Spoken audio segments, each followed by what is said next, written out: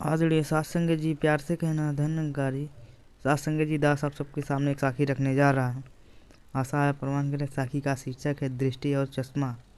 एक गांव में एक अनपढ़ किसान रहता था। जमीन के विवाद के बारे में उसका कोर्ट में मुकदमा चल रहा था। अपनी जमीन के कागजात लेकर वह शहर में एक वकील के पास गया। वकील ने टेबल पर रखा चश्मा उठाकर अपनी आंखों पर लगाया और फाइल के पन्ने उल्टने लगा।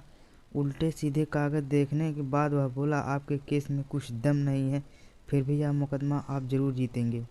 किसान ने सोचा, कितने आश्चर्य की बात है। वकील ने चश्मा लगाते ही बोल दिया, इसका मतलब इस चश्मे में ही कुछ जादू होगा। यह सोचकर उसने वकील से पूछा, साहब आपने यह चश्मा कहाँ से खरीदा है? वकील ने उसे दुकान का नाम बताया। किसान इस दुकान पर गया। उसने दुकानदार को बिल्कुल वैसा ही चश्मा खरीद लिया।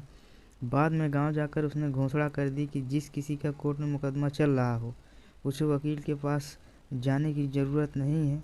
वो मेरे पास आ जाए, मैं उसे बता दूंगा मुकदमा जीतेगा या नहीं। सभी ने तो नहीं, परंतु कुछ लोगों ने उसकी बात पर विश्वास कर लिया। वे अपने अपने केस की फाइल लेकर उसके पास पहुंच गए। किसान ने टेबल पर चश्मा रखा हुआ था। वह चश्मा उठाकर अपनी आंखों पर उसने लगाया। चश्मा लगाकर उसने फाइल खोलकर कागज उल्टे पलटे। उसकी समझ में कुछ नहीं आया। लिखे हुए अक्षर सिर्फ बड़े बड़े दिख रहे थे। उसे अक्षरों की पहचान भी नहीं थी। उसने सोचा था कि चश्मा भविष्य के बारे में बताएगा, परंतु ऐसा तो कुछ नहीं हो रहा है। चश्मा तो वैसा ही है, फिर चमत्कार क्यों नहीं हो रहा है? उसने 100 बार पलट पलट देखा, परंतु सब व्यर्थ था। गांव के एक समझदार व्यक्ति ने उसकी यह अवस्था देखकर उसे समझाया, भाई साहब, यह चश्मा सिर्फ बड़े अक्षर करके दिखाता है। आप तो अक्षर की पहचान ही नहीं है, तो इस चश्मा का क्या फ़ायदा? केवल वकील जैसा चश्मा पहन लेने से कोई कानून का पंडित थोड़ी हो जाता है। अरे, उसके लिए कानून का ज्ञान होना भी ज़रूरी है।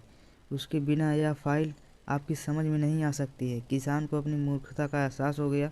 उसने अपनी गलती को मानकर सभी से माफ़ी मांगी। भक्ति के बारे में भी यह भी बात लागू होती है। ब्रह्मभूषा भेष देखकर हम किसी को भी संत महात्मा मान लेते हैं, परंतु यदि उसे ईश्वर का ज्ञान नहीं होगा तो उसकी अवस्था इस अनपढ़ किसान जैसी होगी। इसलिए महत्व ब्रह्म रूप का ना होकर ज्ञान का होता है। जिसके पास ज्ञान की दृष्टि नहीं है, वह जग का कल्याण कैसे कर सकता है? सात संगत जी, प्यार से कहना। धन्यवाद।